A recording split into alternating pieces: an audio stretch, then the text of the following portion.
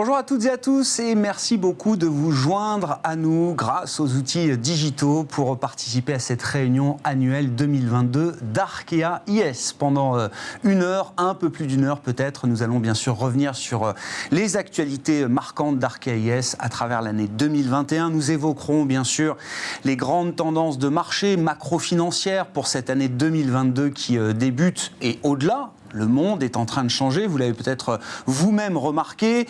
Nous parlerons évidemment de solutions concrètes d'investissement et de supports d'investissement, ceux qui semblent les plus adaptés pour l'environnement auquel il faut se préparer désormais, tant du côté des actifs cotés, nous parlerons bien sûr des marchés obligataires, des marchés actions, mais également du non-coté au sens large et de l'immobilier en particulier, l'immobilier qui prend une dimension nouvelle au sein du groupe Arkea IS, et puis la dimension ESG sera évidemment un facteur prépondérant à travers toutes ces discussions, puisque l'ESG, vous l'avez là aussi sans doute vécu vous-même peut-être à travers ces derniers mois et cette année 2021, l'ESG n'est plus une option, l'ESG n'est plus une expertise à part, non, l'ESG devient une dimension transversale pour toutes les classes d'actifs. Voilà donc le programme de cette heure à suivre pour cette réunion annuelle 2022 d'Arkea IS, et je vous invite bien sûr alors à être le plus connecté possible à l'outil digital qui vous permettra d'échanger avec nous ici en plateau et vous derrière vos écrans. N'hésitez pas effectivement notamment à nous soumettre les questions qui pourraient être pertinentes et que nous pourrons relayer en direct pendant cette réunion annuelle grâce au chat qui est à votre disposition, et nous essaierons de prendre évidemment le maximum de questions à l'issue de chacune des tables rondes qui sont à suivre.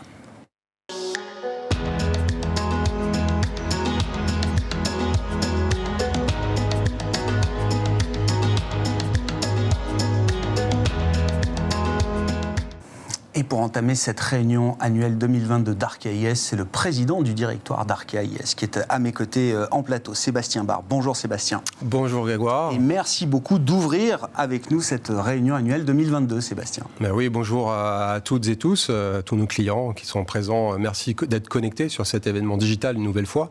Et merci à vous, Grégoire, de nous accompagner pour une nouvelle fois cet événement annuel de début d'année. Bon, on va parler de perspectives de marché dans quelques minutes avec vous, Sébastien, mais évidemment, on veut avoir quelques éléments d'actualité sur ce qu'est le groupe Arkea IS en ce début 2022. Quels ont été alors les nouvelles, les faits marquants de l'année 2021, et puis les indicateurs clés, les indicateurs de référence, en commençant évidemment par le chiffre de la collecte, qui reste un baromètre clé dans votre industrie. Bien sûr, Grégoire, c'est une année record pour Arkea IS, comme pour peut-être d'autres confrères aussi. C'était une très très bonne année à tout point de vue.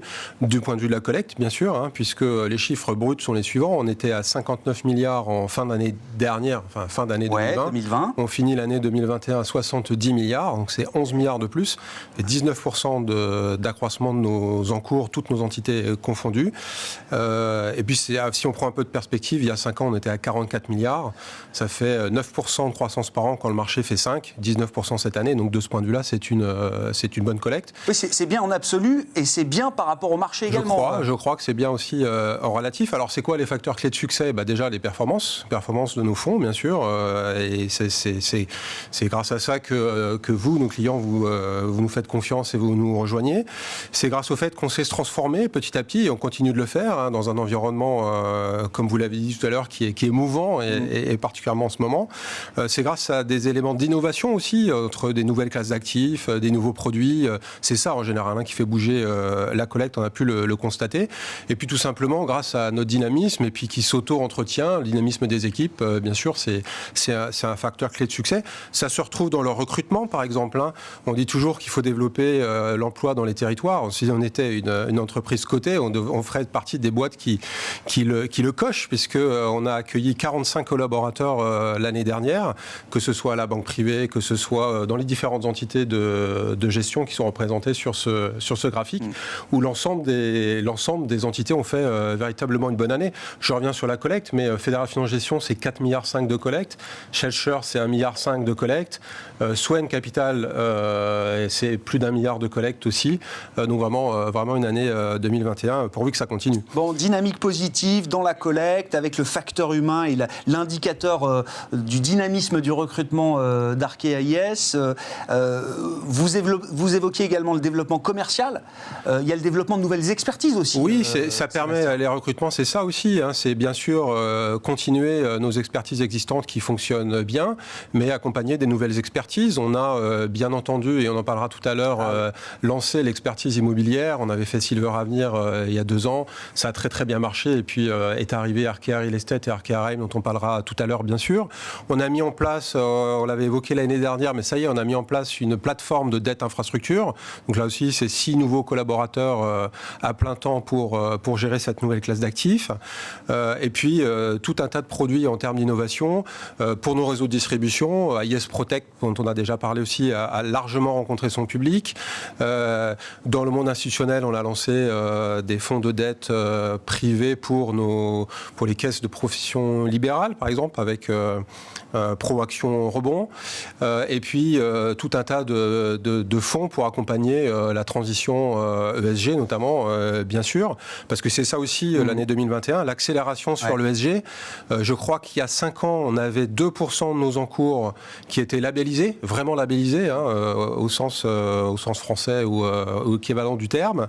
Et aujourd'hui, c'est 2/3 de nos encours, et ça continue d'accélérer, qui sont labellisés. Donc forcément, il y a beaucoup de travail de la part de toutes les équipes derrière tout ça.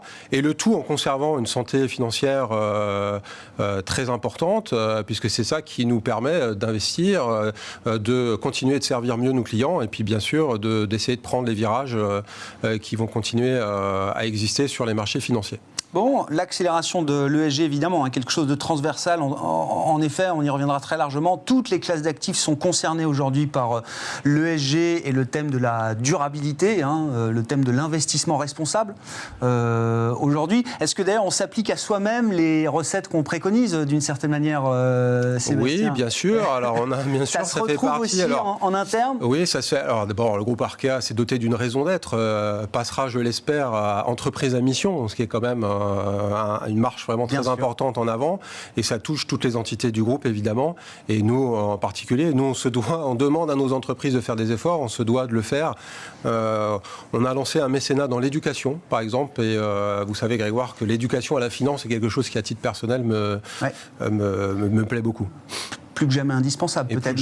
Dans un monde qui change, on y reviendra, mais vu les changements dans le monde au sens large et ce que ça implique dans le monde de l'épargne, la notion d'éducation à la finance est peut-être quelque chose de crucial pour l'avenir. Absolument, on est tous des acteurs pour pouvoir la promulguer. Merci beaucoup Sébastien, mais vous restez avec nous. On va passer avec vous désormais pendant une dizaine de minutes en revue les perspectives de marché. Alors, pour 2022, mais au-delà, on est en train de prendre conscience que le monde est peut-être en train de changer, qu'un nouveau cycle est en train de commencer à l'issue de cette crise pandémique.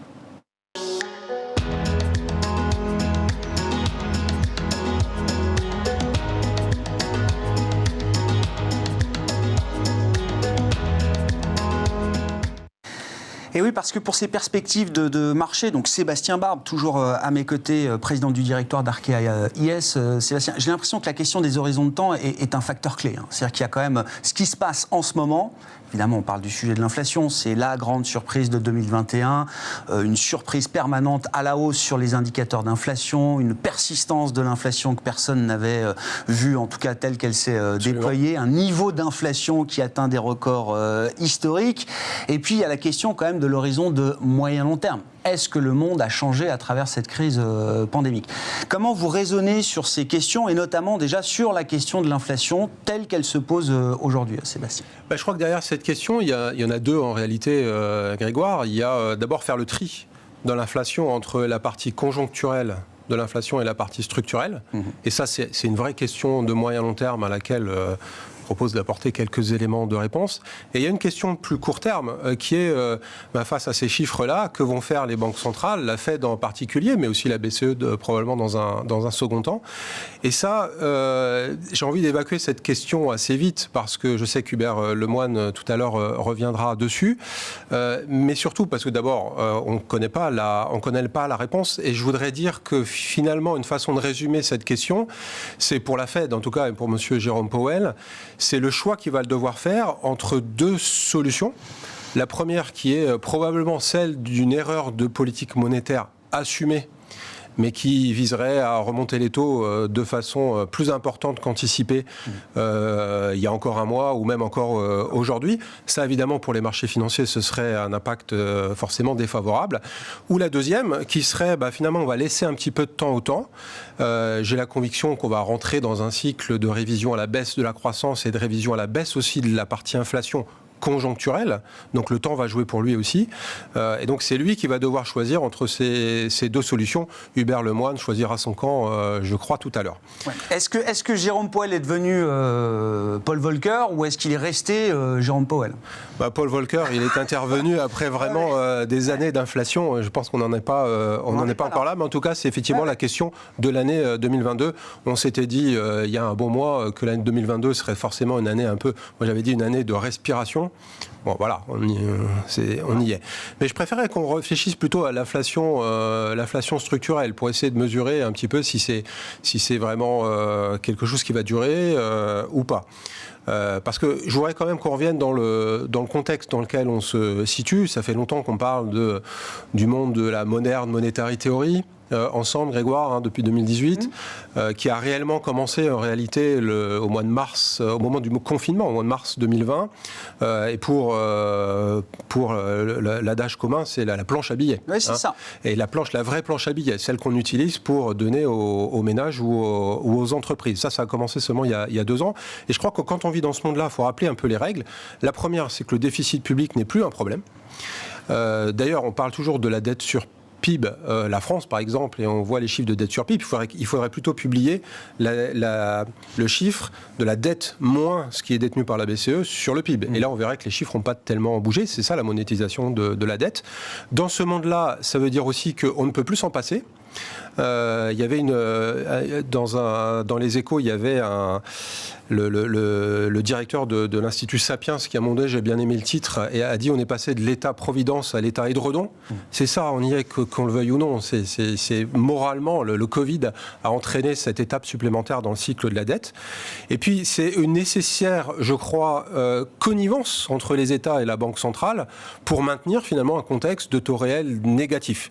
Alors bien sûr, on va de temps en temps essayer de resserrer et les taux réels vont remonter. Ce sera l'objet des variations importantes sur les marchés. Mais on aura forcément ça, parce que si on n'est plus dans ce monde-là, eh bien c'est forcément difficile. Donc il y a une phase tactique. La question de l'inflation, là, tactiquement, il va falloir la gérer, mais sur une vision moyen-long terme, vous dites l'interventionnisme des banques centrales et l'interventionnisme des États ne reviendra pas à ce qu'il était voilà, pour moi, on est rentré dans une nouvelle étape du cycle de dette, et donc c'est inexorable. Il y aura des cycles, bien entendu. Ça, il y a 2 leçons par rapport à ça. La première, j'avais dit il y a 4 ans qu'on rentrerait dans un monde où il y aurait pas ça ne crée pas de richesse supplémentaire en tant que telle, mais ça leur redistribue différemment à cause de l'inflation, justement.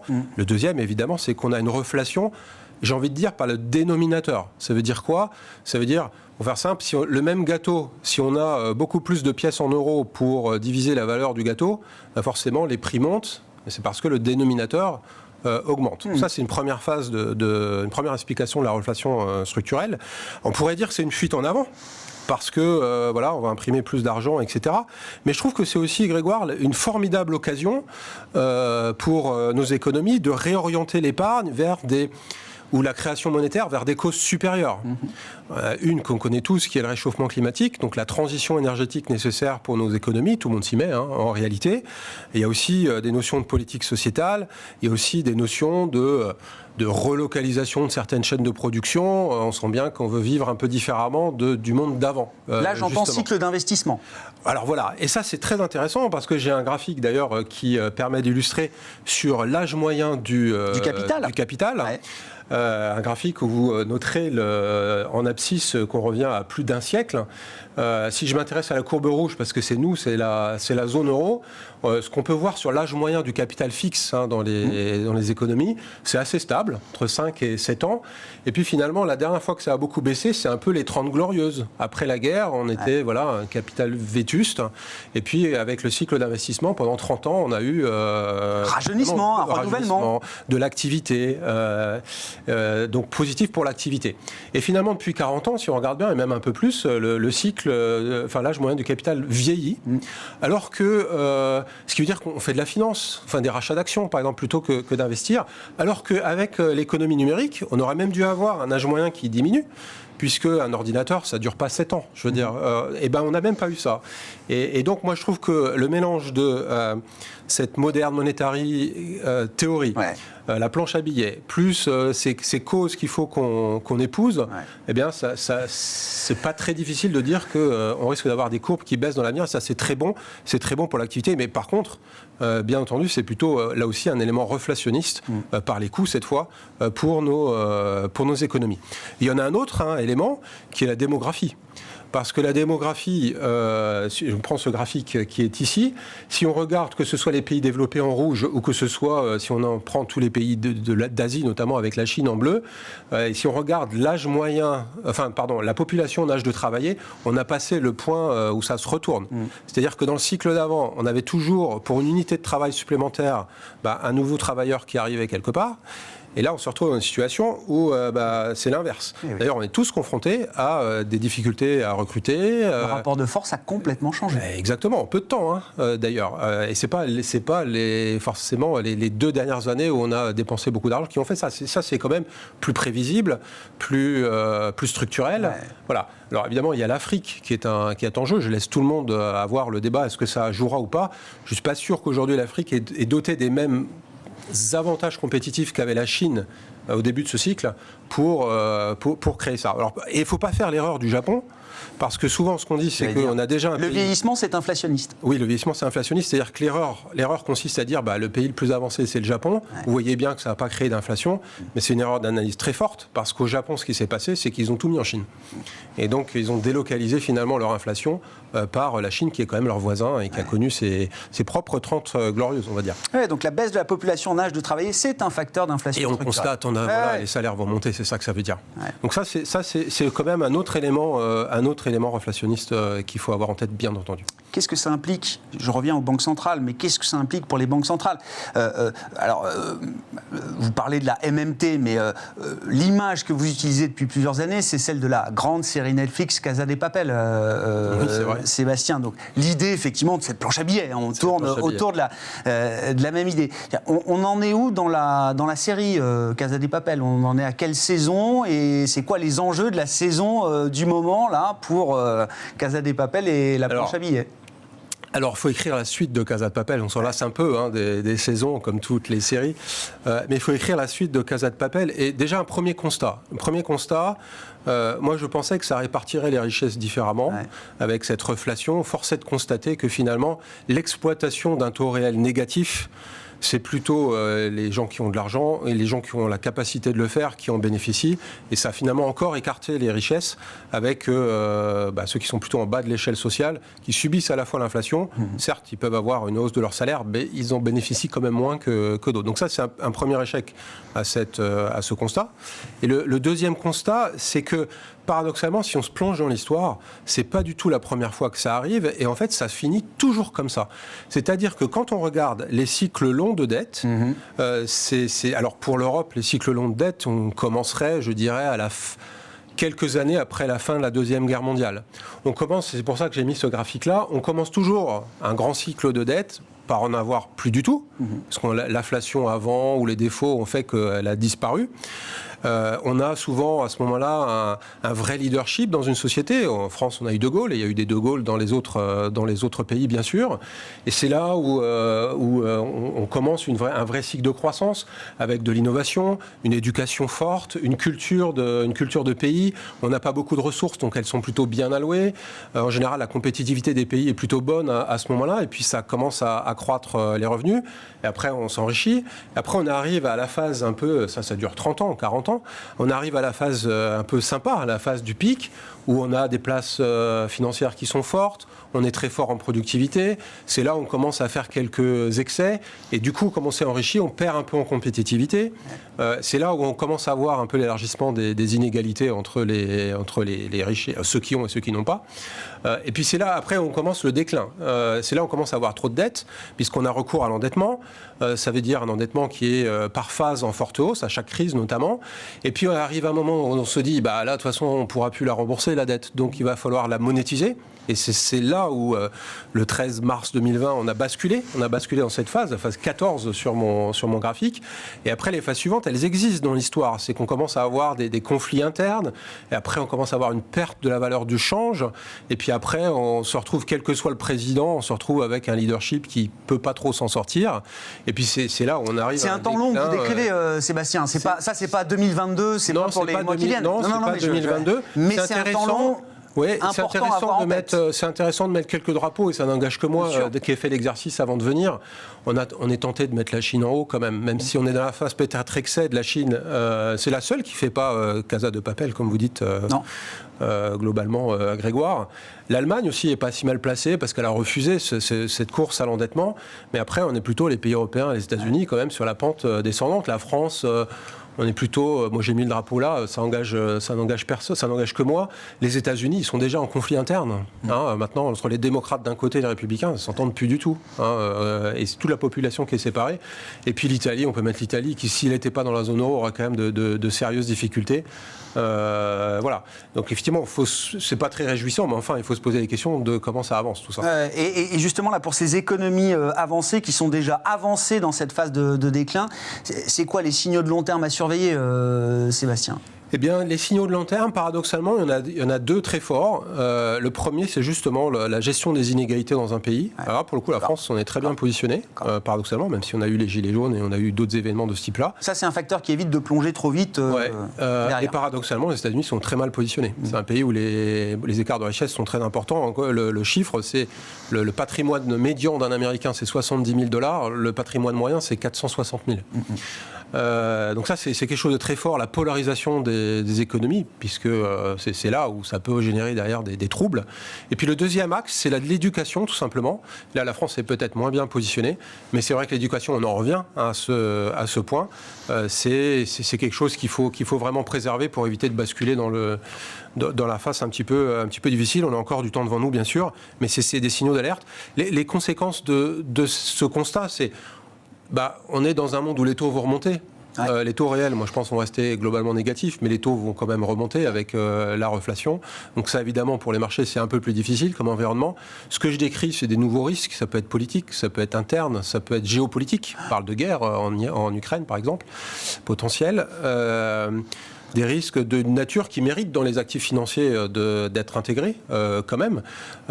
Et c'est pour ça qu'on se retrouve finalement dans une situation aujourd'hui avec deux illusions. La première, c'est l'illusion, j'aime bien dire l'illusion nominale, c'est-à-dire la garantie en capital qui ne veut plus rien dire. Si on commence à avoir de la reflation, Grégoire, ça vous fait une belle jambe d'avoir vos 100 euros qui restent à 100 euros si vous perdez en pouvoir d'achat.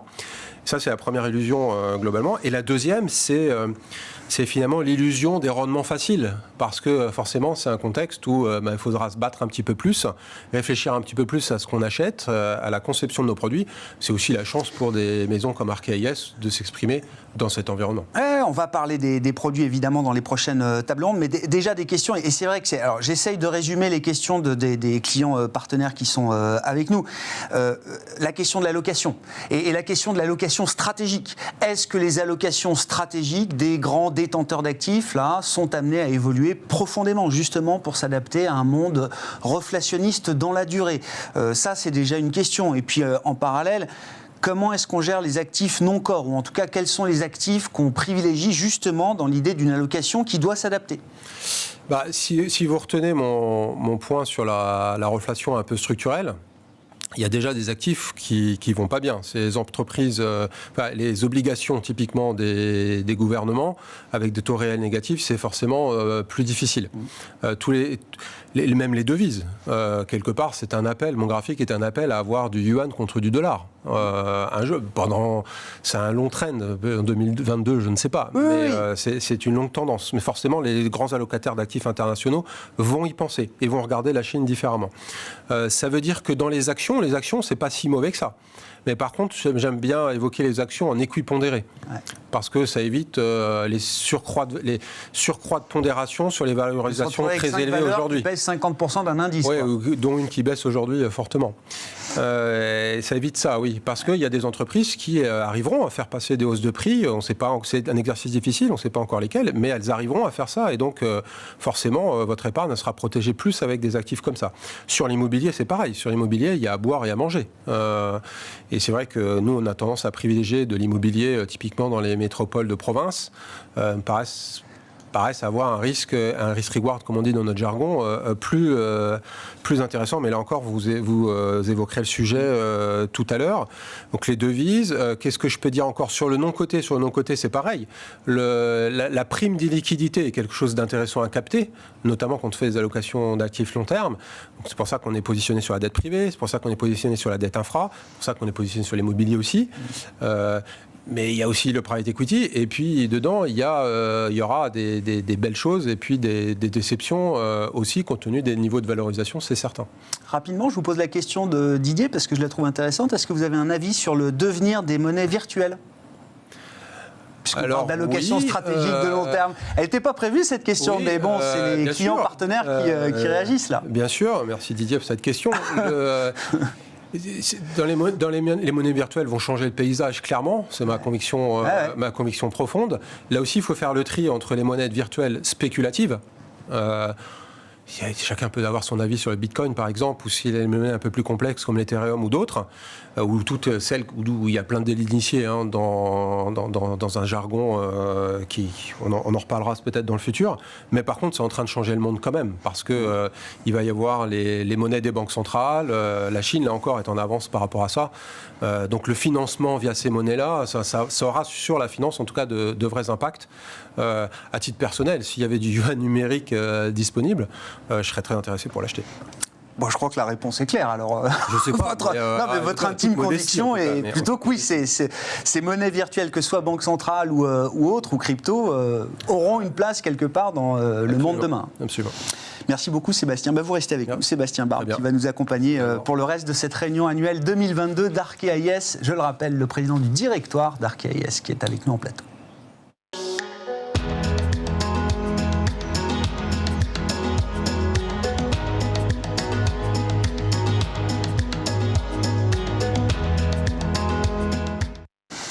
Et parlons gestion à présent avec trois invités qui nous rejoignent pour cette table ronde. Nous allons parler gestion et comment concilier les enjeux de performance et de durabilité à travers cette année 2022 avec Carole Imbert qui est à nos côtés en plateau, responsable de la recherche financière et ESG d'Arkea IS. Carole, bonjour. Bienvenue, merci d'être avec nous. Alain Guélénoc est avec nous également, directeur général de Fédéral Finance Gestion. Bonjour Alain. Bonjour. Merci d'être là et merci à Hubert Lemoine de nous accompagner pour cette table ronde. Gestion également. Hubert, bonjour. Bonsoir. Vous êtes le directeur de la gestion de Schelcher Prince Gestion.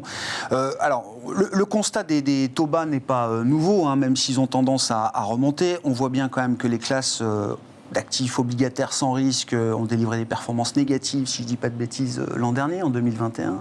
Avec en plus une inflation qui vient manger le peu de rendement qu'on peut trouver encore, donc des rendements réels très très négatifs. Qu'est-ce que vous avez pu observer, Alain, Hubert, du point de vue du comportement de vos clients dans cet environnement, encore une fois, qui n'est pas nouveau, mais qui s'est sans doute encore un peu durci l'an dernier? Quels ont été pour vous les grands arbitrages que vous avez pu constater de la part de vos clients, Alain? Très simplement, je dirais que voilà, les taux bas et leur niveau a déjà enclenché depuis quelques années des arbitrages qui se sont intensifiés au courant de l'année 2022. Sébastien l'a rappelé, le succès de la dette privée ne se dément pas. Donc ça, c'est un axe fort, notamment pour tous les investisseurs institutionnels. Ils ont continué à investir vers l'économie réelle dans de la dette privée pour entreprises, mais aussi en infrastructure, en immobilier. Donc ça, c'est un gros flux qui s'est à nouveau intensifié.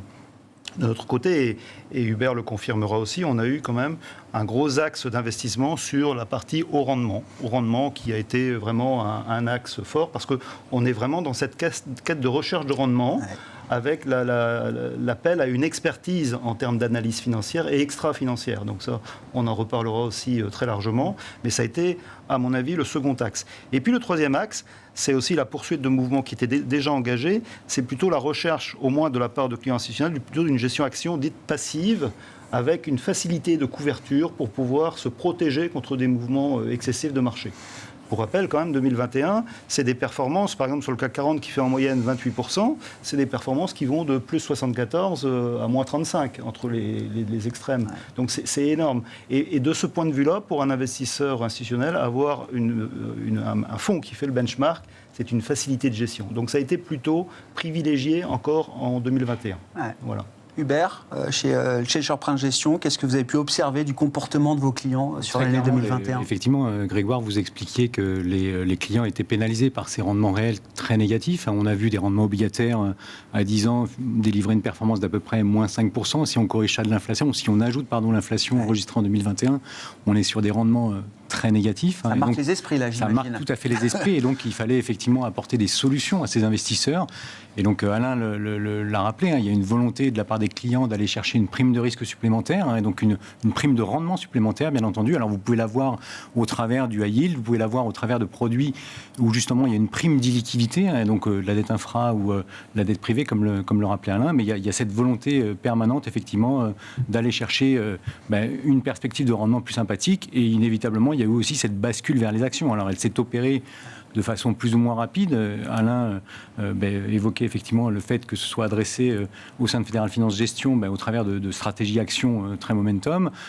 Aujourd'hui, chez Sherprince, on a effectivement des produits qui permettent de jouer ces thématiques actions, qui sont une alternative finalement à des performances obligataires plus modestes, et qui permettent de délivrer une performance plus positive et plus régulière effectivement sur nos produits. Très intéressant, on y reviendra, parce que chez Sherprince Gestion, évidemment, ADN obligataire historique, mais voilà, on ajoute des expertises au fur et à mesure de l'évolution de l'environnement et de l'écosystème financier. Très clairement, c'est l'obligation qu'on a aujourd'hui.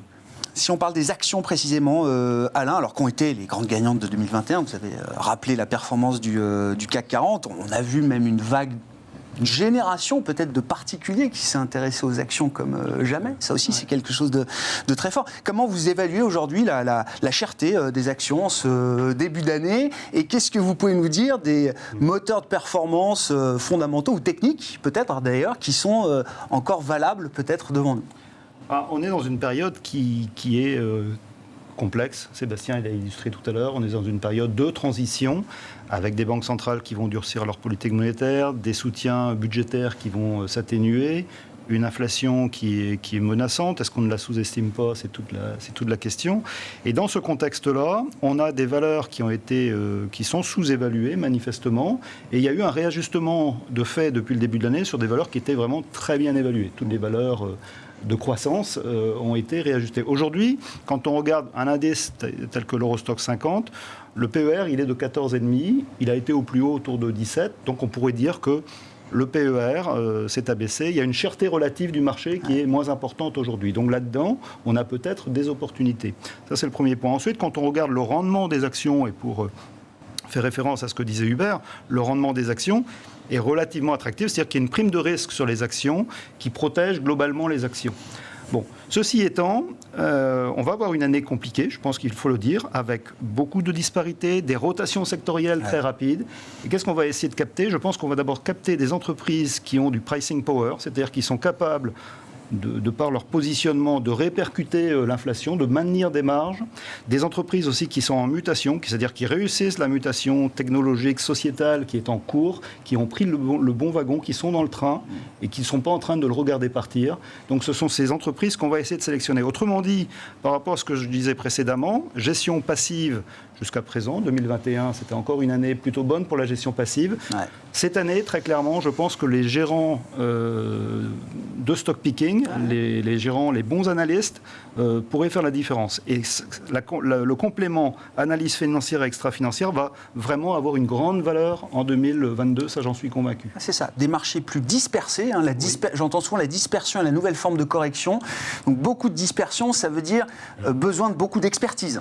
Un exemple, Tesla, depuis le début de l'année, est en baisse, je crois, de 14 ou 15%. Renault, dans le même temps, fait une progression de 16%. L'année dernière, c'était totalement l'inverse. Ouais. Donc on voit des réajustements qui commencent à s'opérer. C'est juste illustratif de changements qui sont assez brutaux quand même. On l'a vu en ce mois de janvier. Qu'est-ce que vous recommandez comme solution, justement, pour un particulier, en l'occurrence, qui veut aujourd'hui être investi en action, pas juste pour un coup de bourse, peut-être, pour le long terme. Alors, tout dépend du profil de risque, de son appétit pour le risque, évidemment, mais quels sont les outils et les solutions là, qui vous paraissent pertinentes pour cet investisseur particulier aujourd'hui? On en a plusieurs. Alors, je vais parler de l'offre Fédéral Finance Gestion. Ouais.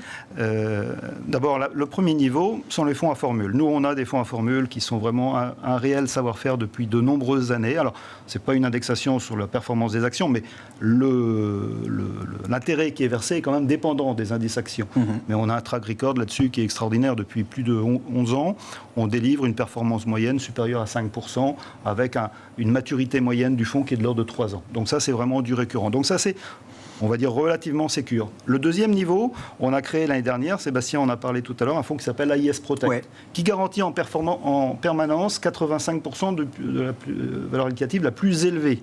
Donc ça, c'est un fonds qui permet d'accéder aux actions en ayant une protection systématique, et je trouve que c'est un bon moyen pour accéder sur le marché des actions. C'est un fonds sur le plan commercial qui a très bien marché d'ailleurs l'an dernier. On a fait un carton confirmé, oui, plus de 300 millions d'euros de collecte, des performances qui sont de très haut niveau, puisque c'est 14% de performance quand même sur l'année 2021. Bref, on a coché toutes les cases là-dessus. Et c'est quoi ça veut dire que c'est un produit qui aura forcément des rééditions, des successeurs? Alors, on est quand même sur le marché des actions, donc on va rééditer les 14% de performance. Bon, ça va pas, c'est pas forcément gagné tous les ans, mais je trouve quand même que c'est un produit qui fait sens dans une perspective à moyen terme, d'autant plus qu'on le dote de protection. Donc pour nous, c'est vraiment central dans une allocation, et on voit que ça répond vraiment à un besoin de nos clients, de nos distributeurs. Donc vraiment, là, on a un alignement. Donc on va certainement lancer de nouveaux fonds de ce type-là, enfin en tout cas un nouveau fonds de ce type-là courant de l'année 2022. Les travaux sont engagés. Donc voilà, ça c'est très clair. Et le dernier axe pour investir sur les marchés des actions, ce sont les fonds thématiques. Ah, oui. Là, franchement, je pense qu'un fonds thématique, ça fait grand sens. C'est-à-dire que moi j'aime bien, quand on lance un fonds, de voir s'il y a vraiment alignement d'intérêt sur toute du gérant jusqu'au client final. Là, il y a alignement d'intérêt d'abord pour le client, parce que c'est un plaisir de gérer un fonds thématique. On met du sens dans l'analyse que l'on fait. On participe à l'économie réelle. On est acteur de ces changements et on participe au thème. On est expert aussi. C'est un produit plus lisible. C'est très lisible. Premier point. Deuxième point, pour le distributeur. Le distributeur, par exemple, si je prends Crédit Mutuel Arkea, on essaie de faire des produits qui sont en lien avec la raison d'être du groupe. C'est-à-dire que là, vraiment, il y a une cohérence totale. Le distributeur, le chargé de clientèle du CMB ou du CMSO ou d'Arkea Banque Privée, il vend à son client un produit qui est totalement en ligne avec la raison d'être du groupe. C'est formidable. Et puis, Carole ne me contredira pas, on ajoute là-dessus, bien sûr, une couche d'analyse extra-financière qui est encore une fois centrale.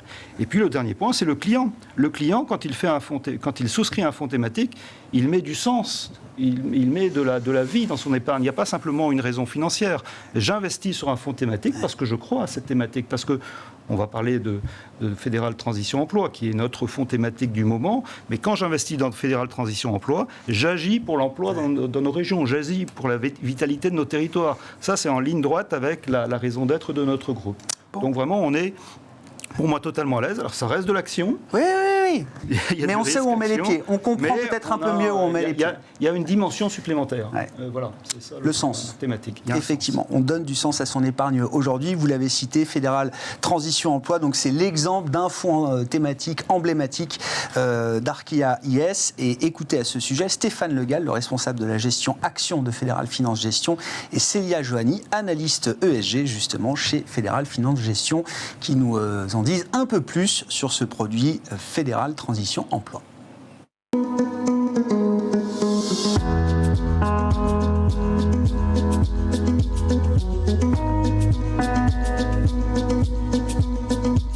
construction, le fonds Transition Emploi soutient l'économie par un investissement d'au moins 80% dans des entreprises cotées, françaises ou européennes, qui créent de l'emploi en France, et de 10 à 20% dans des PME ETI françaises. Par ce biais, le fonds soutient l'emploi et l'économie en orientant ses investissements vers les besoins de l'économie française, consécutifs à la crise sanitaire, et vers l'investissement durable afin de répondre aux défis de demain.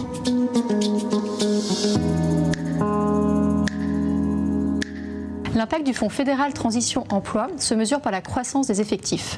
Ainsi, on dénombre dans les entreprises investies plus de 53 000 nouveaux emplois créés en France entre 2017 et 2020. Grâce à la forte intégration des enjeux ESG dans la construction du portefeuille, ce fonds, article 9 selon la réglementation Disclosure, bénéficie du label Relance et sera labellisé ISR dans les prochaines semaines.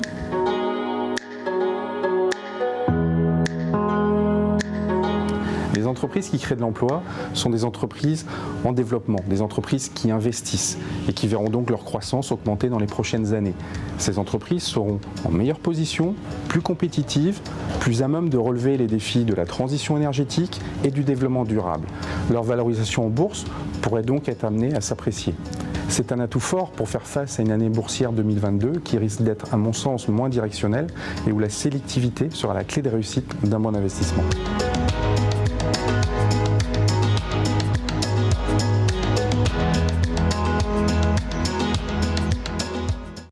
Voilà pour la présentation de ce fonds thématique fédéral Transition Emploi, alors qui bénéficie en plus du label Relance, Alain, enfin dans l'idée que l'épargnant, le client final, veut du sens à travers des thématiques qui lui parlent. L'idée du label Relance, c'est quelque chose... Alors, c'est un argument commercial qui est fort ? C'est un argument commercial complémentaire qui vient couronner, c'est la cerise sur le gâteau, quelque part, parce que... Non, mais ça veut dire quelque chose, oui, ça veut dire quelque chose. Ça oblige le gérant quand même à des choix particuliers de financement de l'économie réelle. Les gérants qui gèrent des fonds labellisés sont contrôlés par un labellisateur. On a un audit externe qui vient valider notre gestion, qui nous donne des objectifs et on doit répondre à un cahier des charges qui est très précis. Donc, très clairement, oui. Le label Relance, juste un petit mot là-dessus, ça participe d'une initiative qui est globale en France, qui est une initiative gouvernementale. Donc, quand je parlais d'alignement tout à l'heure, en plus, là, on a l'alignement avec les pouvoirs publics qui ont impulsé une relance de l'économie française. Donc, vraiment, je trouve que ce fonds fait un grand sens et a tous les atouts pour être bien vendu auprès de nos clients. Voilà. Venons-en aux stratégies obligataires. Avec vous, Hubert Lemoine, je le rappelle, le directeur des investissements, directeur de la gestion de Shelter Prince Gestion, dans un environnement, alors il faut en redire un mot peut-être, un environnement moins facile pour la gestion obligataire, après 10, 20, 30 ans, où la gestion obligataire était la gestion reine d'une certaine manière. Effectivement, il faut remonter quand même à une dizaine d'années pour avoir des taux, en tout cas réels, positifs, puisque en Europe, je crois que c'était 2011 la période où les taux réels sont devenus négatifs, et puis les taux nominaux, on est resté très longtemps à 1%, avant de basculer, il me semble, en 2019 sur des taux négatifs, sur la partie longue de la courbe.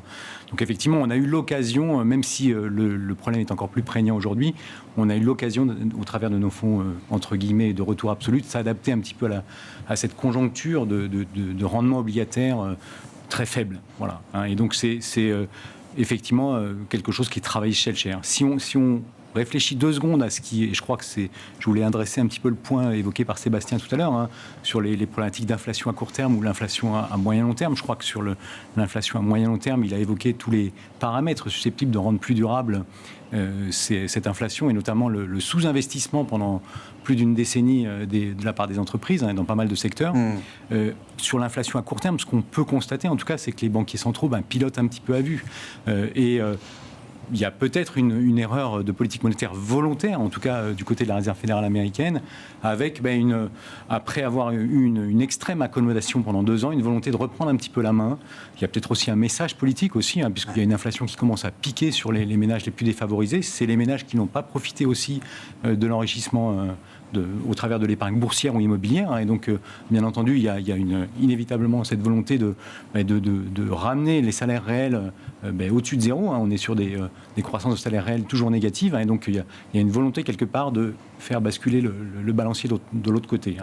Et pour le coup, on est vraiment dans ce contexte d'incertitude en 2022 avec à la fois une politique monétaire qui n'a pas l'air aussi très maîtrisé de la part des banquiers centraux. Et on l'a vu aujourd'hui avec la BCE, avec un message un petit peu, peu rassurant de la part de Christine Lagarde. Qui avait beaucoup d'optionnalité. On ne veut rien s'interdire, on veut se fermer aucune porte parce que le risque. On avait compris qu'elle resterait très behind the curve, pour reprendre cette expression anglo-saxonne, mais pour le coup, on a surtout l'impression qu'il y a une petite perte de contrôle et donc il y a une accélération de l'inflation qui devient plus durable et que finalement les banquiers centraux ont du mal à maîtriser. Et donc, il y avait à peine une hausse des taux anticipée en 2022 par les marchés. Aujourd'hui, on est plutôt sur plus de 2 hausses de taux en 2022 côté BCE. Voilà. Donc tout ça pour dire que beaucoup de choses sont anticipées aujourd'hui côté politique monétaire américaine, un petit peu moins côté politique monétaire européenne.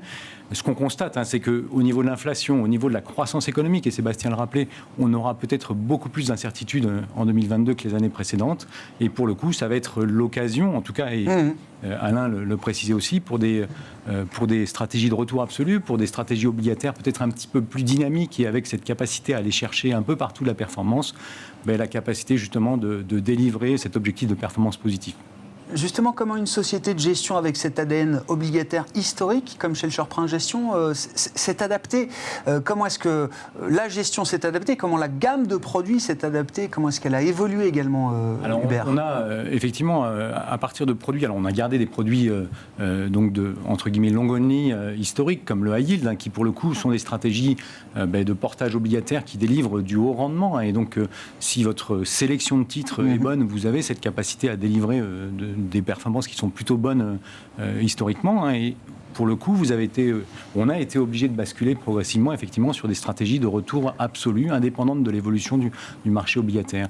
Et on a des stratégies courtes, puisqu'on a Shelcher Prince Short Term qui, pour le coup, a un objectif EONIA plus 100 points de base, donc qui, lui, va délivrer à partir de rendements courts, d'obligations courtes, et puis des stratégies de courbe, ou éventuellement un petit peu de high yield, qui va avoir justement cet objectif de délivrer à peu près 0,50% de rendement annuel. Vous avez une stratégie un petit peu plus risquée qui s'appelle Shelcher Flexible Short Duration et qui est une stratégie principalement orientée vers du portage obligataire, investment grade et high yield, mais avec des maturités un petit peu plus longues et donc cette capacité justement aussi à avoir un certain opportunisme dans ces stratégies d'investissement, que ce soit sur son portefeuille de portage ou sur les stratégies de courbe. Et puis sur un niveau de risque un petit peu plus élevé, Shelcher Prince Optimal Income, qui pour le coup a cette capacité à aller jusqu'à faire des actions et donc aller vraiment chercher de la valeur dans d'autres classes d'actifs, même si c'est très maîtrisé puisqu'on a une exposition de 10% maximum d'actions. Justement, un mot et plus qu'un mot pour préciser effectivement l'objet dans la gamme Absolute Return de ce fonds Shelcher Optimal Income ESG, bien sûr, et c'est Adil Amor, le directeur adjoint de la gestion de Shelcher Prince Gestion, qui nous en parle.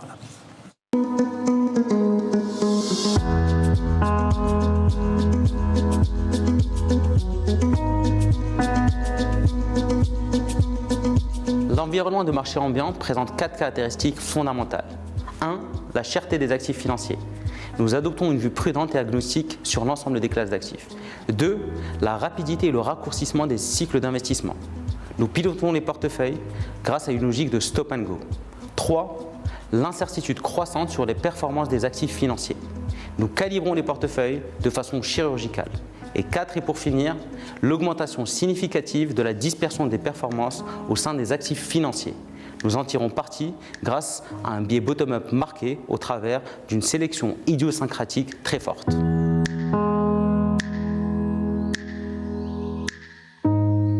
Shelcher Optimal Income est un fonds affichant un SRRI de 3, soit une volatilité annualisée comprise entre 2 et 5%. Il a pour objectif de délivrer une performance supérieure à Ester capitalisé plus 300 points de base par an de façon soutenable dans la durée, en évoluant positivement dans tous les environnements de marché. Il s'agit ainsi d'un support adapté au fonds de portefeuille avec une consommation contenue en termes de budget de risque.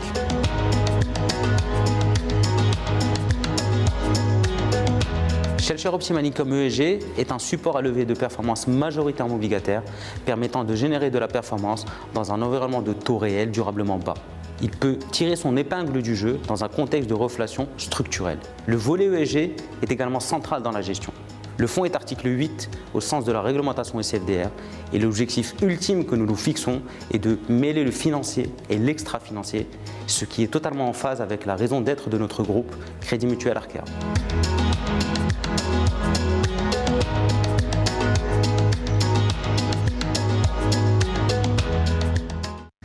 Transition parfaite pour parler de l'ESG dans un instant avec Carole Imbert. Mais Hubert Lemoine, je vous repasse la parole pour un mot, un complément peut-être sur ShellShare Optimal Income ESG, sur le produit en tant que tel qui était présenté par votre adjoint. C'est un produit cœur de portefeuille pour vous aujourd'hui. Quel type de performance dans le passé on a pu obtenir avec ce produit? Sur ce produit, on a des performances positives à 1, 3 et 5 ans. Donc on est vraiment plutôt très bien positionné. Et pour le coup, l'année 2021 était très positive avec plus de 4% de performance. Voilà, donc on est vraiment sur des standards élevés et ça reste dans les objectifs. On calibre dans notre construction de portefeuille, on calibre nos portefeuilles, en l'occurrence pour Optimal Income, pour faire 4% de performance dans le scénario central et au maximum perdre 2%. Voilà comment on construit nos portefeuilles aujourd'hui et on décline en fonction du risque que l'on souhaite prendre sur les marchés, des objectifs de chacun des fonds, justement nos portefeuilles. Les autres stratégies effectivement qui peuvent délivrer de la performance dans un univers de rendement très faible, c'est la dette infra, la dette privée et puis le high yield, avec à chaque fois un axe très clair, la prime de liquidité pour l'infra et la dette privée, et puis plutôt la prime de risque sur le high yield, avec toujours cet objectif, c'est de capter bien entendu une prime et de savoir que si jamais on a tort sur un instant court, on a le portage qui joue pour nous. ShellShare, le fonds Optimal Income ESG donc de ShellShare, ça nous amène justement à la dimension ESG. On a parlé de transition emploi, Optimal Income ESG. Carole Imbert, vous êtes avec nous en plateau, je le rappelle, responsable de la recherche financière et extra-financière ESG d'Arkea IS. Je le disais en introduction de la réunion annuelle, Carole, l'ESG n'est plus une option parmi d'autres. C'est plus une expertise à part dans une société de gestion. C'est structurant, c'est le cœur du réacteur. Alors c'est vrai qu'on faisait beaucoup d'ESG par conviction, mais aujourd'hui c'est devenu une véritable obligation. D'abord la réglementation, s'est renforcée très fortement. Alors ça a du bon parce qu'on a des règlements européens. Donc ça veut dire qu'on commence à avoir un langage commun au niveau européen et ça c'est une première étape importante.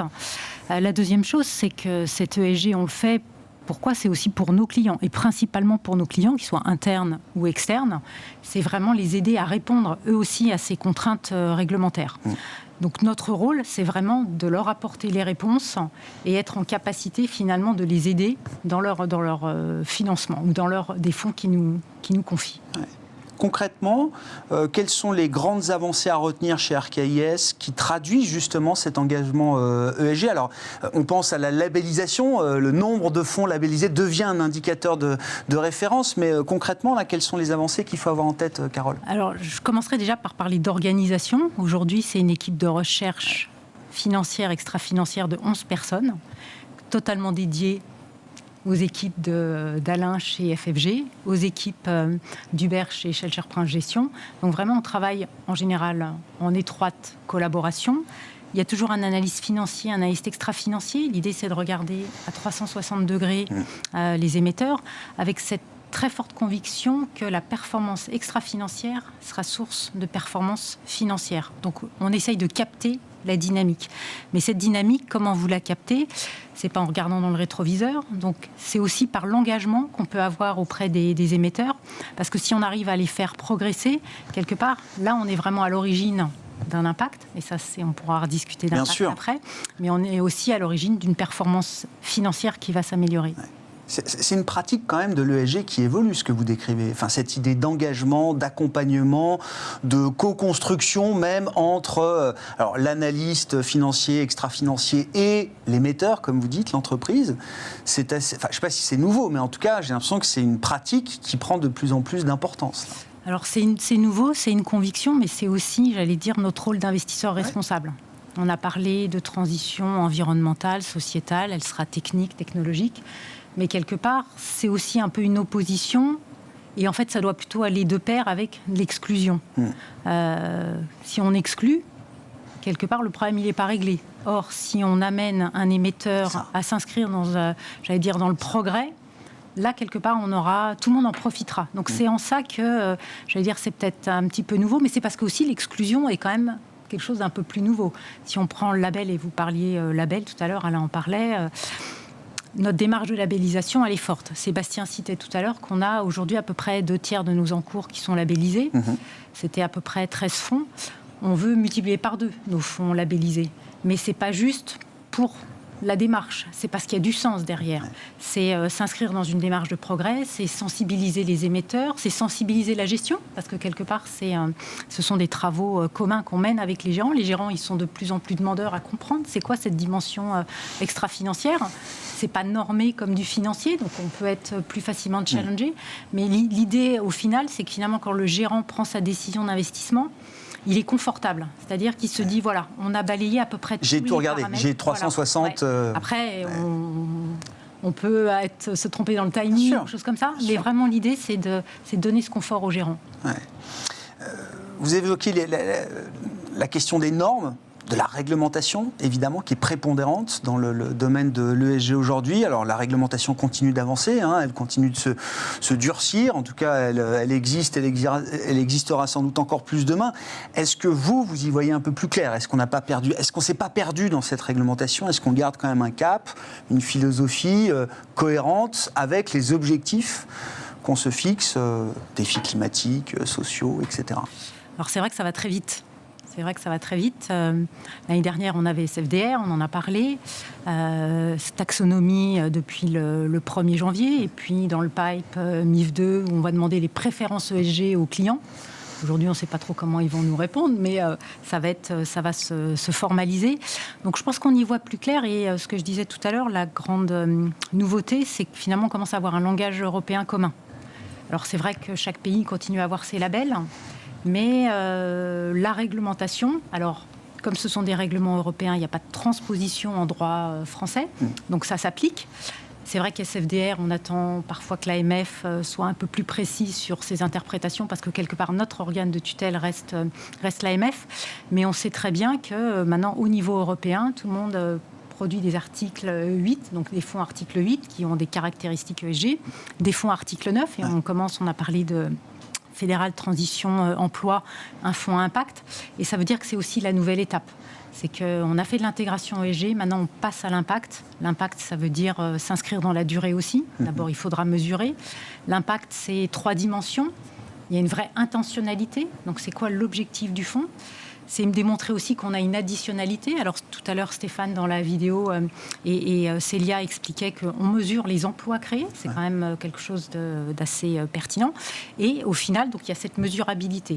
On est redevable d'un reporting qui doit préciser en quoi on a eu de l'impact. Donc ça, c'est quand même une nouveauté, c'est très fort.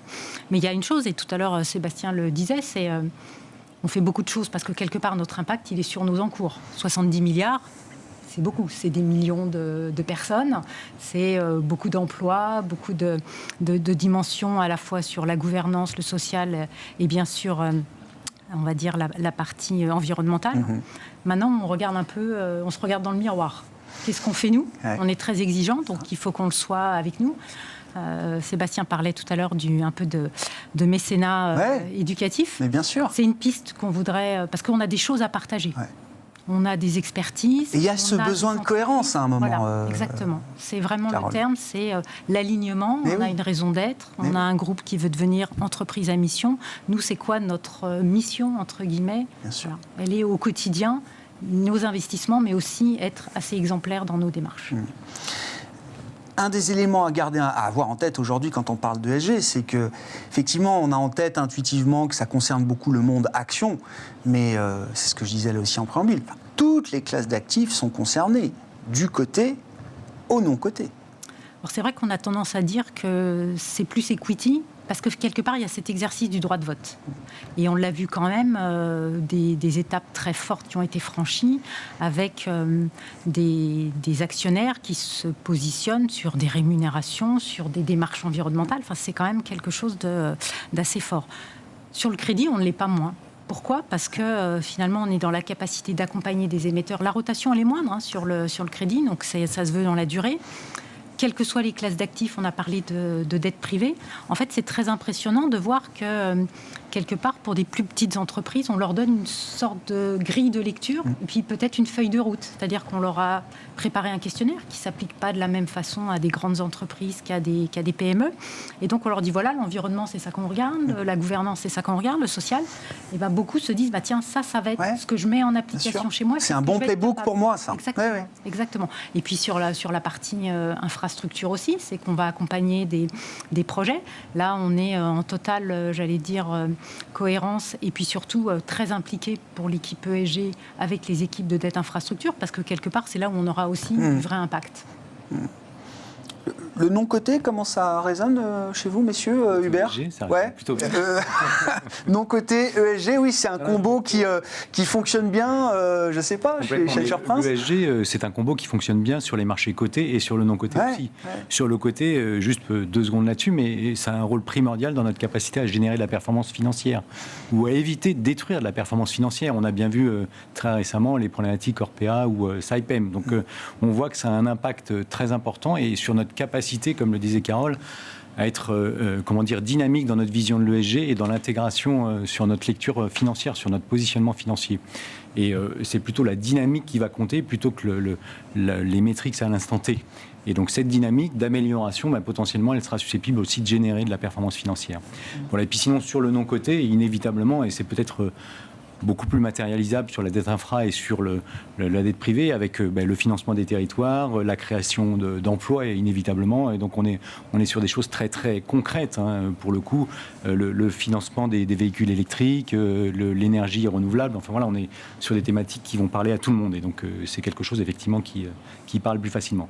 Mais et en l'occurrence, pour la dette infra, et pour boucler et pour finir là-dessus, on a des projets, effectivement, de lancement de fonds en dette senior ou subordonnée, d'à peu près 800 millions si on atteint tous nos objectifs, et qui, pour le coup, seront article 8 ou article 9, donc avec véritablement un impact sociétal et environnemental. Alain, vous gérez notamment pour l'assureur sur Avenir, bien sûr, et donc les clients des contrats sur Avenir. Vous achetez l'idée de la démocratisation du non-coté comme ça pour des produits d'assurance vie, par exemple? Absolument. J'en entends beaucoup parler. Oui, non, mais c'est une évidence. C'est-à-dire que on sait que les assureurs, les institutionnels font des choses avec quelques années d'avance sur le grand public. Hubert vient de le dire, ça parle à tout le monde quand on fait du financement d'infrastructures, quand on finance une ETI, etc. Donc je suis convaincu qu'on va en faire pour les particuliers. On en fait d'ailleurs déjà du private equity. Arkea Banque Privée vend des fonds de private equity à ses clients. Cette année, on va, j'en suis convaincu, passer à l'étape qui est de vendre aussi des produits de dette, infrastructure, financement des ETI. Il y a un appétit réel. Et puis pour le coup, ça rejoint aussi l'intérêt financier. On sait très bien que les clients particuliers qui font des contrats d'assurance vie, ils restent relativement longtemps sur leur contrat d'assurance vie. Ils n'ont pas besoin d'une liquidité immédiate. Et donc, ça correspond bien. C'est une cohérence. Et en plus, alors là, ce sera quelque part le beurre et l'argent du beurre, mais il y aura l'assureur qui peut assurer une certaine liquidité, ce qui est un atout fort pour le particulier, mais qui est une réelle problématique à adresser côté assureur. Oui, donc, et là, l'assureur, il a des réponses à apporter innovantes peut-être en matière de liquidité sur des produits non liquides. Oui, on travaille dessus. Comme ça, on travaille dessus. Tout n'est pas simple en finance, mais on a une créativité et puis surtout une grande confiance dans les équipes pour leur innovation. Et je pense que cette année, ce sera vraiment un des produits de l'année 2022. Bon, voilà. Comment bien diversifier mon assurance vie? C'est une des questions des clients et partenaires qui sont avec nous pour cette réunion annuelle. Je crois qu'il y a déjà un bout de la réponse. Alors, je ne sais pas si c'est une question, Carole, mais Laurent est inquiet évidemment du défi climatique important devant nous. Donc, il reprend un calcul de Bank of America qui dit que l'effort nécessaire pour réaliser le changement climatique, affronter le défi climatique, serait de 150 000 milliards de dollars. 150 trillions de dollars. Avec un PIB mondial, effectivement, qui est autour de 90-91 000 milliards de dollars aujourd'hui. Il demande comment on fait. Je ne sais pas s'il y a une réponse à apporter. Mais... Je pense que chacun peut y contribuer, et c'est ça notre rôle d'investisseur responsable. Et ça reprend ce qu'on disait, notre positionnement, dire ne faisons pas de l'exclusion systématique, accompagnons nos parties prenantes, parce que quelque part, c'est tout le monde qui va progresser. Ouais. Donc je réponds que qu'on peut tous et qu'on essaye d'y contribuer très fort. Le mieux, on est dans une approche de best effort. Après, on mesurera nos résultats, mais je crois que oui, on peut y contribuer. Bon, puis une question pratico-pratique quand même, donc je vous incite toujours évidemment, mais vous l'utilisez sans problème, le chat qui est l'outil d'interactivité qu'on peut avoir avec vous. Question pratique, et il faut que je la pose, où sont référencés vos fonds? Voilà. Partout. Sur beaucoup de plateformes, ouais. Auprès de c'est pas difficile à trouver. Déjà de notre assureur maison, c'est le plus important. Des plateformes de CGP, nos réseaux évidemment de Crédit Mutuel.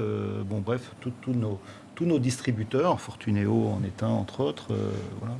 On est référencé, et puis y compris sur des banques qui nous accompagnent. Voilà, des banques qui ne sont pas forcément partie de notre groupe. Bon. Voilà pour ces quelques questions auxquelles on a pu répondre. Ils sont totalement accessibles, nos fonds, puisque de toute façon, ce sont aujourd'hui des codes ISIN, donc disponibles. Oui, ça ne doit pas être compliqué à trouver. Non, mais voilà, mais c'était l'occasion de le rappeler. On va en venir à l'immobilier. Merci à vous trois. Merci d'avoir été avec nous pour cette table ronde consacrée à la gestion et aux enjeux de durabilité. Carole Imbert, responsable de la recherche financière et ESG d'Arkea IS. Alain Guélénoc, le directeur général de Fédéral Finance Gestion. Et Hubert Lemoine, directeur de la gestion de Shell Prince Gestion.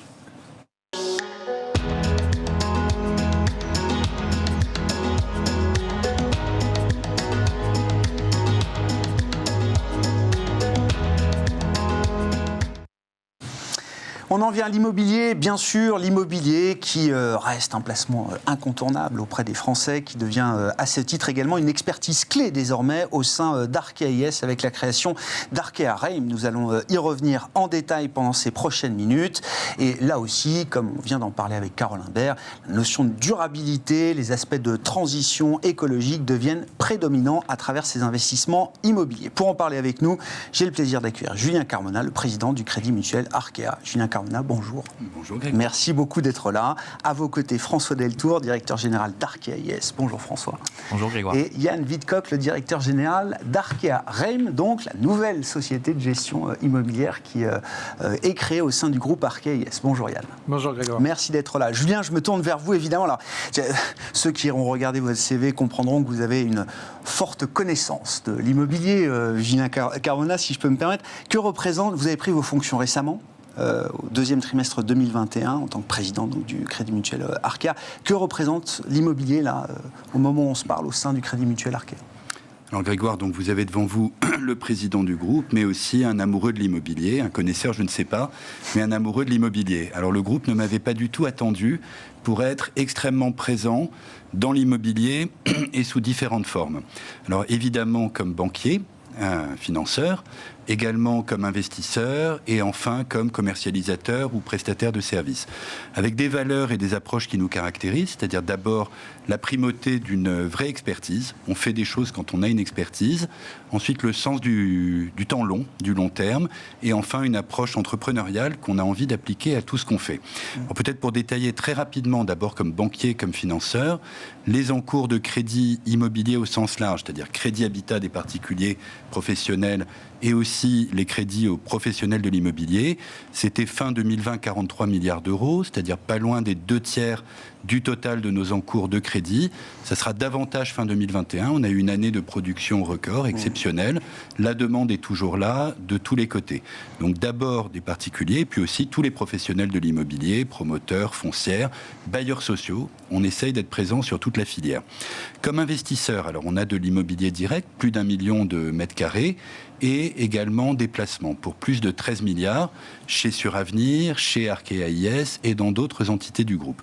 Pour un groupe de notre taille, c'est très conséquent. Ça signe vraiment un attachement et une expertise forte dans l'immobilier. C'est des placements qu'on gère qui sont à 98% pour compte de tiers et qui sont de toute nature.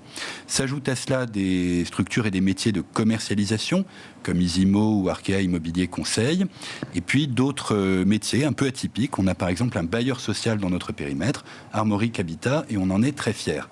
Alors il y a quelque chose où on était purement distributeur, c'était sur les produits et fonds immobiliers à destination des particuliers, SCI, SCPI.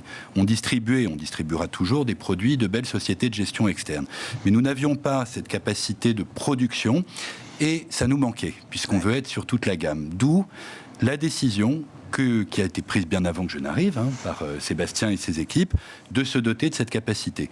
On a regardé et puis on est tombé sur une équipe d'entrepreneurs qui s'appelait Catella AM à ce moment-là, qui partageait, je dirais, cet esprit entrepreneurial et les mêmes valeurs et la même vision du marché que celle du Crédit Mutuel Arkea, ce qui nous a amené à la création d'Arkea Real Estate et très récemment Arkea RM.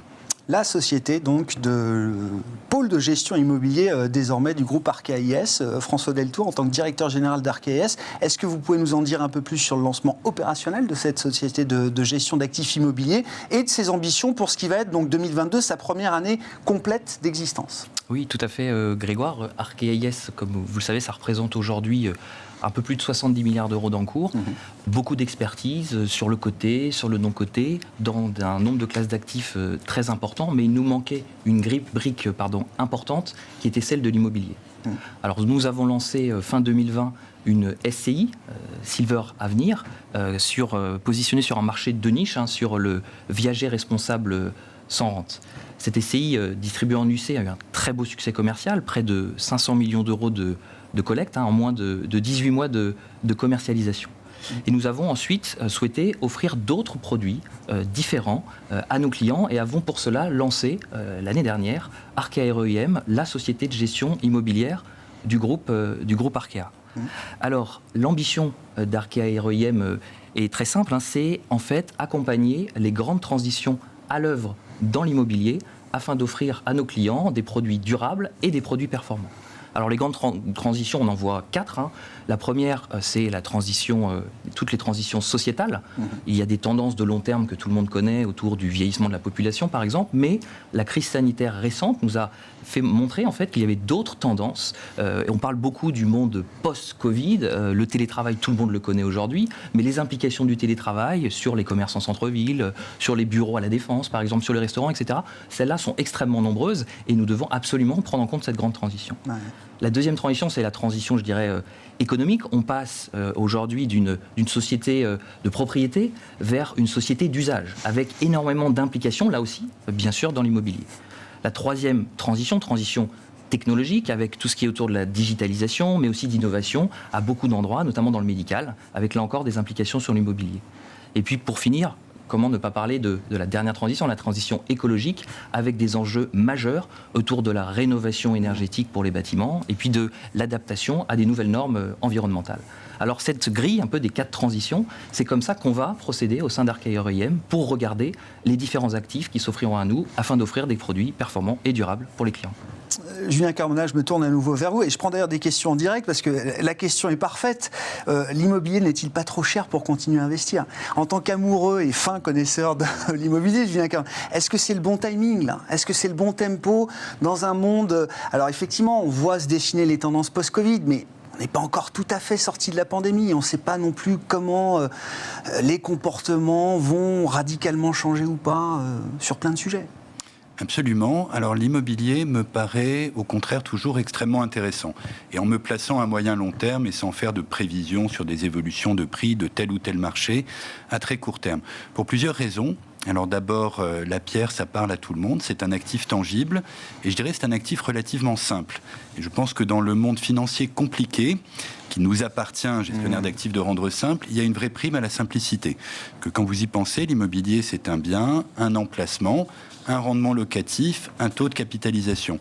Et c'est quand même un peu plus facile à comprendre que d'actualiser des cash flows extraordinairement incertains sur des durées très longues. Après, la simplicité, ça peut être faussement simple. C'est comme la recette de l'omelette de Yannick Aleno ou de la mère Poulard, selon vos goûts. Évidemment, il faut un vrai savoir-faire pour le faire bien.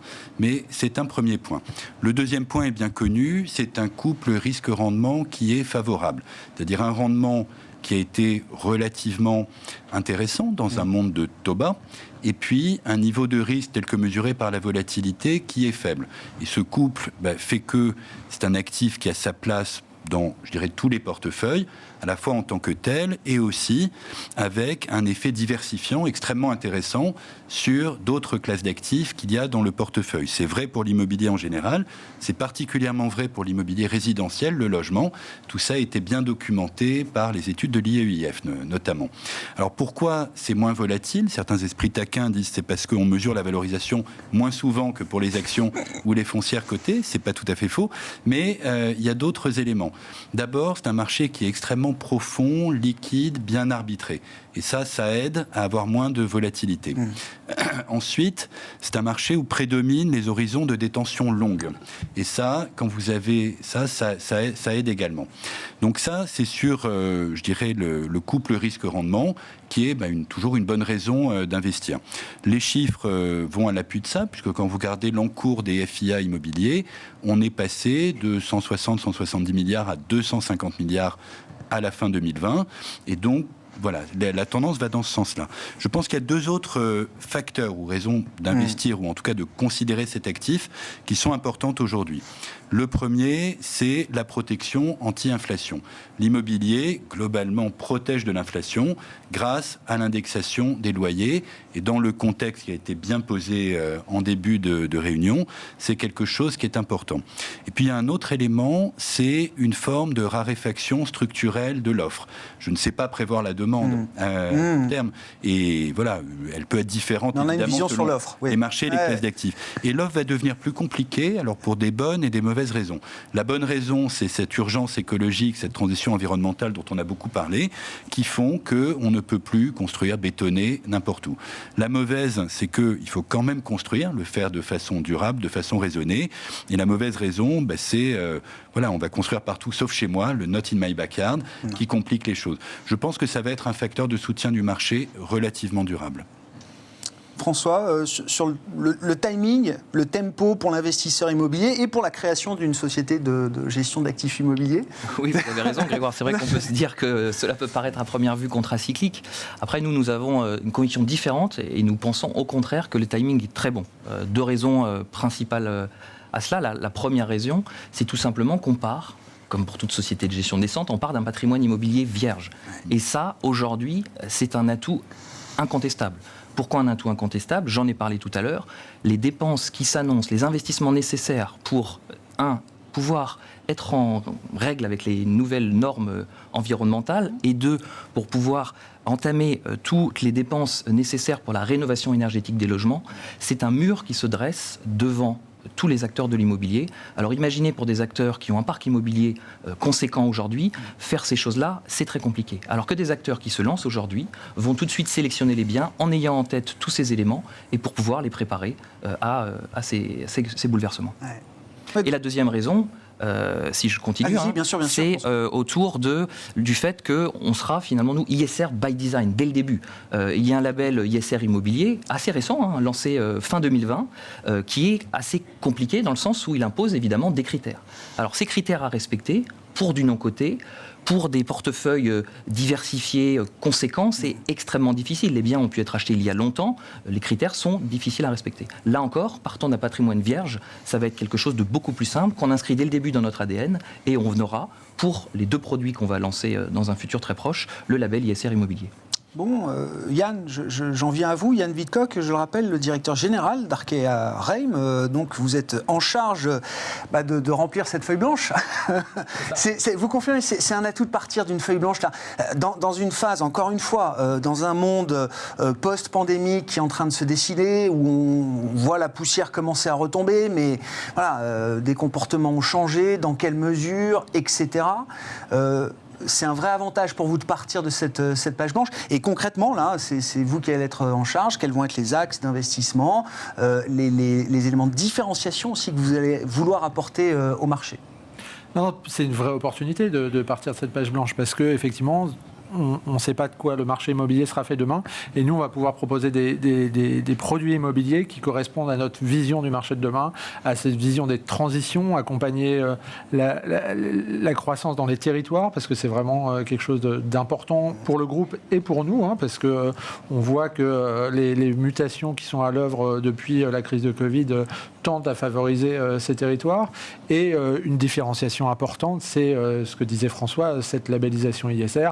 C'est dans notre ADN. Dès la constitution de cette société, on a voulu que l'ensemble des produits que nous allons lancer soient labellisés ISR. Et donc, on a travaillé à l'élaboration d'une grille ISR propriétaire, et donc c'est vraiment un facteur déterminant pour nous. Et les 2 produits que nous allons lancer cette année, donc une SCPI au 2e semestre et une SCI au 1er semestre, territoire à venir, seront labellisés ISR à leur lancement.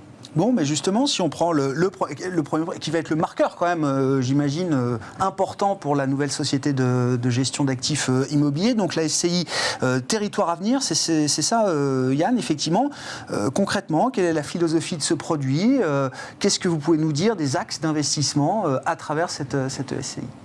Alors c'est une SCI qui investit dans l'immobilier en direct, et donc parce qu'elle a vocation à maîtriser les actifs, et l'idée c'est de se dire qu'on a cette transition démographique et économique à l'œuvre dans les territoires, que c'est des zones de dynamisme économique. On a une conviction forte sur le fait qu'il y ait un vrai développement économique de ces territoires. Vous voyez à l'écran les territoires dans lesquels la SCI envisage d'investir, et donc une vraie volonté d'investir dans les zones de croissance. Toute l'arc atlantique, est, depuis avant le Covid, mais encore plus depuis la crise, a vu un fort développement, tout le sud-est bien évidemment, et une vision européenne au-delà de ça. Ce n'est pas que des territoires bien évidemment régionaux français, parce qu'on ambitionne de faire un fonds de taille significative, et donc l'Europe est un débouché naturel, et surtout donc un véhicule performant. L'objectif, c'est 4% de performance, avec une volatilité très maîtrisée, puisque pareil, c'est un véhicule qui aura un SRRI de 2, donc plutôt faiblement risqué, puisqu'on veut une volatilité faible. Ce qui a montré quand même cette crise depuis 2 ans, c'est que les produits immobiliers ont su résister. On avait très peur au début de la crise, il y avait les Cassandres qui disaient tout va s'effondrer. En fait, au contraire, les produits immobiliers ont continué à distribuer des performances très honorables et ont su montrer leur résilience. Et donc, nous, c'est une conviction forte que pour le monde de demain, l'immobilier est vraiment un placement adapté. Bon, est-ce que vous pouvez nous en dire un peu plus sur les premiers biens que vous avez pu identifier pour le lancement de cette SCI, Territoire à venir? Oui, on est déjà en exclusivité sur 6 biens pour presque 60 millions d'euros. Des biens très variés dans les territoires. Et donc, on a une école à Bordeaux, on a de l'activité à Montpellier, on a une résidence senior à Nancy. Du bureau, bien évidemment, à La Rochelle et à Nantes, et un mix de laboratoire et de bureau à Aix-en-Provence. Donc vraiment des actifs très variés qui montrent vraiment l'implantation. L'objectif, c'est vraiment de parier sur la dynamique des territoires, de vraiment accompagner cette dynamique des territoires. Et ce qui nous a permis de faire ça, c'est aussi notre complémentarité avec Arkea Real Estate, qui a une équipe de 40 professionnels qui a pu nous accompagner, et donc qui nous ont permis de très vite, puisque la société vient d'être créée, on est déjà en exclusivité sur ces 6 actifs, et tous les gens qui connaissent le marché immobilier savent à quel point c'est difficile aujourd'hui d'acquérir. Et on a pu démontrer qu'on était très en pointe sur ce sujet. Bon, alors vous l'avez dit, vous serez évidemment, vous êtes ISR natif de ce point de vue-là, donc je veux bien qu'on en sache un peu plus sur la stratégie durable de ce premier produit qui va marquer donc l'histoire d'Arkea Reim. Et puis je reprends là une question de Jérôme au passage, qui va très bien avec. Est-ce que les fonds immobiliers ESG ou labellisés ISR ont historiquement jusqu'à présent d'aussi bonnes performances que les autres ? Oui, pour nous, on le lit avec le précédent débat, mais pour nous, l'investissement ISR, c'est vraiment un facteur de performance financière. Surtout dans l'immobilier, où il y a ces problématiques de vétusté, de construction neuve. avoir donc cette grille ISR qu'on a constituée d'une cinquantaine de critères. Elle a à peu près 15% de la note qui seront sur l'inclusion dans les territoires et comment ça participe de la dynamique du territoire. Elle a une partie de sa note qui est sur le bien-être des occupants. Et ça voilà, un exemple de, pour nous, ce qui sera la performance financière des actifs. C'est-à-dire qu'un immeuble dans lequel l'occupant se trouve bien, et c'est un immeuble qui trouvera plus facilement un locataire et donc qui aura une performance financière plus forte. Et bien évidemment, la partie la plus importante de la note sera la note environnementale, parce qu'on est persuadé que l'immobilier de demain, c'est un immobilier qui est sobre énergétiquement et on a besoin d'accompagner cette transition qui est à l'œuvre au niveau environnemental. Ouais. Et donc, je le reprends pour préciser, parce qu'il y a une question, oui, des investissements immobiliers en dehors de France, enfin, dans la partie gestion d'actifs. Oui, bien sûr. Yann, c'est ce qu'on voyait sur la carte, effectivement. Vous allez en dehors des frontières françaises.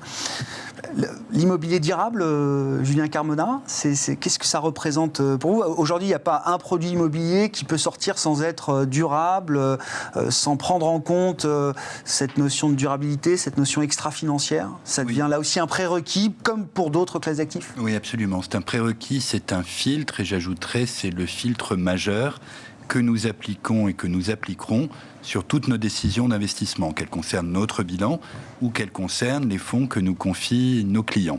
Au-delà de ça, l'immobilier durable, c'est une des 7 initiatives de notre plan stratégique, Transition 2024. Donc c'est quelque chose qu'on n'a pas créé pour l'occasion, mais qui vient de loin, qui est un axe fort. Il est clair, et ça a été, je pense, bien démontré, que la durabilité, l'approche ESG environnementale, mais aussi sociale, et je suis sensible à ça, on est sensible à ça chez Crédit Mutuel Arkea, que c'est au cœur de la stratégie d'Arkea REM, et c'est au cœur de la stratégie de Crédit Mutuel Arkea dans son ensemble. Ça a été dit, mais effectivement, notre objectif, c'est tout simplement de faire des choses qui soit en phase, aligné avec notre raison d'être. Je reprends une question d'un client, partenaire qui nous suit, Julien Carmona. Comment on peut faire en tant que client investisseur pour se prémunir contre le risque de greenwashing dans l'immobilier durable ? Est-ce qu'il y a, je sais pas, des critères, des points de vigilance importants à avoir en tête pour faire le bon choix et pas tomber dans un produit qui serait trop marketé et pas assez impactant? Je pense qu'il faut faire ses diligences, comme on dit. Non, mais c'est vrai. C'est que, effectivement, au-delà des labels qui ont évidemment leur utilité, eh bien, quand on creuse un petit peu, on voit ce qui est sérieux, ce qui est réel, et puis ce qui ne l'est pas. L'immobilier, encore une fois, a un avantage, c'est que c'est quand même relativement facile d'aller actif par actif, alors que pour des choses beaucoup plus financiarisées, c'est plus compliqué. Je pense que c'est un des atouts parmi d'autres de cette classe d'actifs. Merci beaucoup, messieurs. Merci à vous trois d'avoir été les experts de cette table ronde immobilière et les experts avec le président du Crédit Mutuel Arkea, je le rappelle, Julien Carmona qui était avec nous, François Deltour, directeur général d'Arkea IS et Yann Wittkok, le directeur général d'Arkea Real Estate IM, donc la nouvelle société de gestion d'actifs immobiliers au sein du groupe Arkea IS. Sébastien Barbe, toujours avec nous, qui a suivi cette table ronde et cette réunion annuelle dans son ensemble. Sébastien, président du directoire d'Arkea IS. La conclusion vous revient, elle est ouverte. La conclusion déjà, c'est merci à tous nos clients connectés, parce que j'ai vu qu'on était à plus de 500 connexions. C'est quand même plus quand on fait finalement un événement en digital que quand on faisait avant notre événement dans des grands hôtels où on était, rappelez-vous Grégoire, c'est déjà pas mal, 200-250 clients. Donc là, on arrive à toucher encore plus de personnes. Donc au pic, merci à tous ceux qui sont encore connectés d'être avec nous. On a travaillé sur la thématique de la reflation, que ce soit en allocation d'actifs, que ce soit dans les produits, dans les solutions, que ce soit dans l'immobilier bien sûr, avec évidemment cette notion de développement durable qui est une opportunité aussi pour accompagner ce monde en transition. Normalement, ce genre d'événement se finit par un cocktail, mais sauf que là, on ne va pas pouvoir le faire. Donc moi, j'invite tous les clients, et d'abord que je remercie d'avoir posé... il y a beaucoup de questions. Vous avez bien joué joué le jeu, merci. Et donc je vous invite à continuer ces dialogues avec moi, ou en tout cas avec toutes les équipes commerciales qui sont évidemment à votre disposition pour continuer ces échanges. Il ne me reste plus qu'à vous souhaiter à toutes et tous une très belle soirée. Et puis remercier quand même Julien Carbonat, notre président, qui nous a fait l'honneur à Arkéa IS de venir participer à notre événement.